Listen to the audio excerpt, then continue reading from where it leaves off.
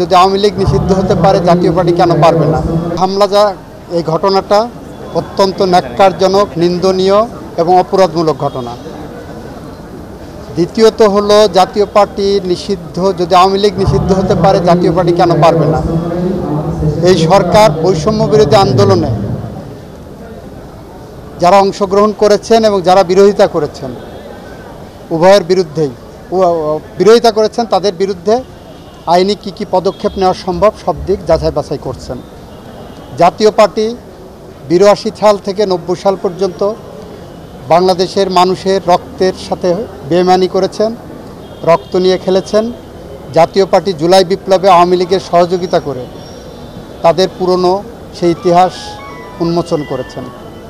সুতরাং নূরের উপর হামলা বিচ্ছিন্ন কোনো ঘটনা নয়, এটা সুগভীর চক্রান্ত এবং ষড়যন্ত্রের একটি অংশ।